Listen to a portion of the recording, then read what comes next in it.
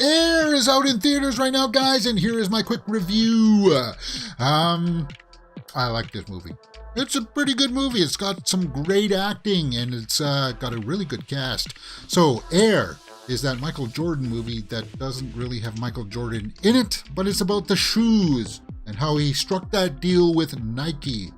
Now, the synopsis here on IMDb reads, it follows the history of shoe salesman Sonny Vaccaro, that's Matt Damon's character, and how he led Nike in its pursuit of the greatest athlete in history of basketball, Michael Jordan. Well, yeah, it's about like putting the money together to offer him the deal for the shoes and stuff like that.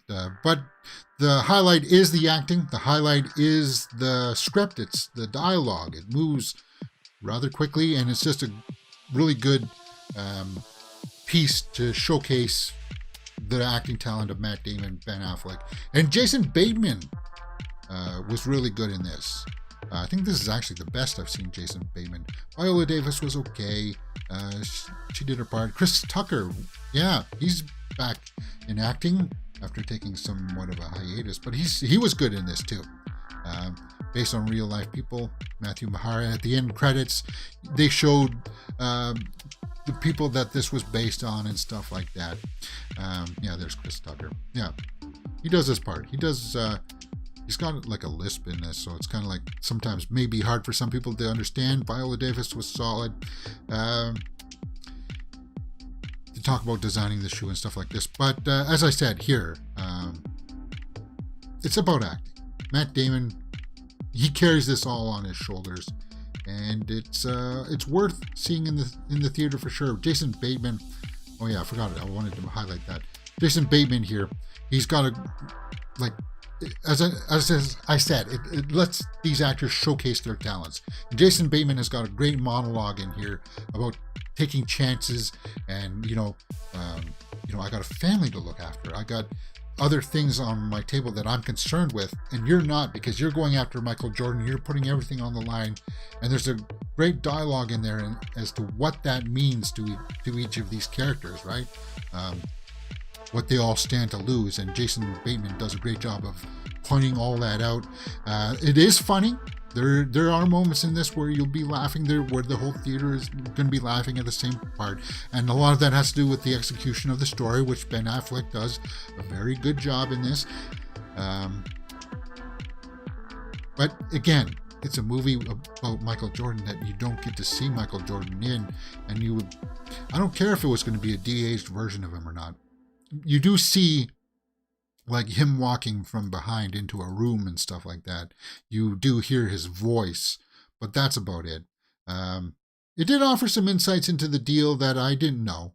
But overall, guys, I had fun with Air. And if you saw or are a fan of this channel, the week leading up to this, I was kind of like, guys, there's really nothing in here that's really making me want to go out into the theater to watch it. Well, it just so happens that my experience was I was with a couple of people that I really wanted to go spend some time with. So we sat in the theater and we enjoyed this movie thoroughly. Let's go over to the tomato meter and see what people are saying, see if I agree with them. With the rankings for Air. Do you need to go to the theater to see this, though? That's what I'm debating here. And I'll conclude maybe with my statement about that. But going over to the Rotten Tomatoes score, 92% by critics, 98% by the audience. So it's being very well received. And it was a packed cinema when I went to see it. So people are wanting to check this out. So my little spiel of maybe saying to wait for it for a streaming service is not warranted. So let's see what people are saying. From the Observer UK says, for all its affable charm, there's something slippery and disingenuous about this film. Yeah, I'm sure that they took liberties with some of the story, for sure. For sure. And of course, because Michael Jordan didn't want to appear in it or something, then they got to work around with that. They try their best. Irish Dime says, the film certainly invites fists to be pumped in celebration, it is less certain Ayer offers any meaningful critique of society that gave us the sacred gutty. What? The sacred gutty? What the heck are you talking about? Is that a shoe or something? The sacred shoe? Affleck's return to the director's chair is an exceptional success, stimulated by its script and cast. Yeah. As I said, acting, script, and if you know the story around how this all happened together, I'm sure then you're going to be wanting to watch this regardless, because you want to see how well they portray the story, right? Corey over at Double Toasted, let's hear what he had to say. If Ayer wasn't an R-rated comedy, it would probably be a Hallmark Channel movie.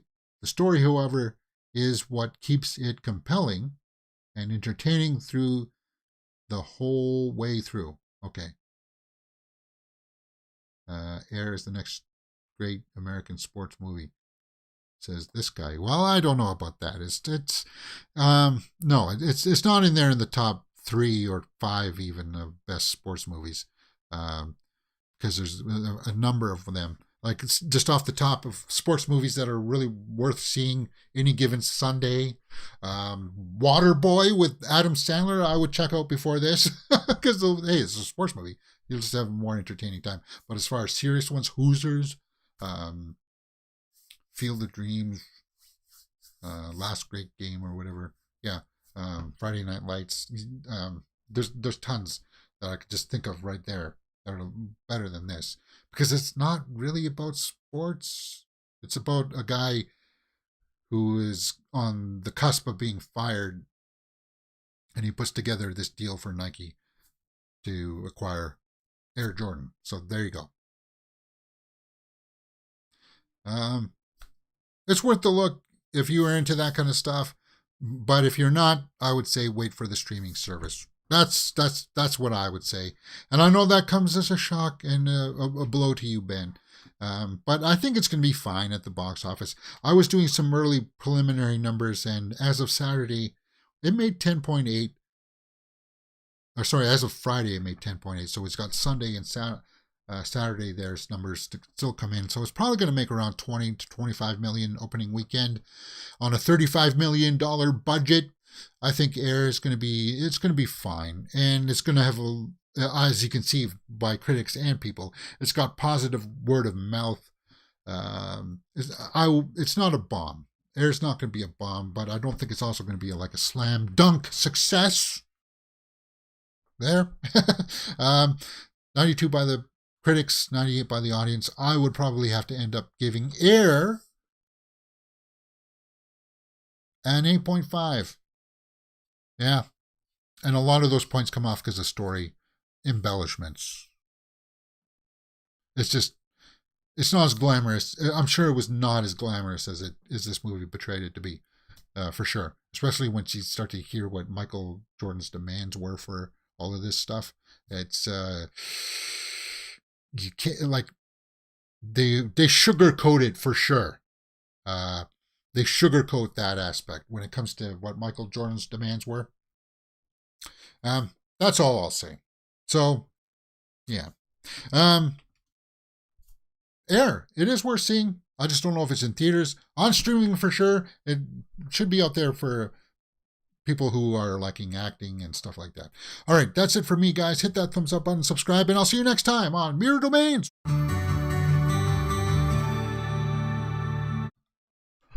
It doesn't have a post-credit scene.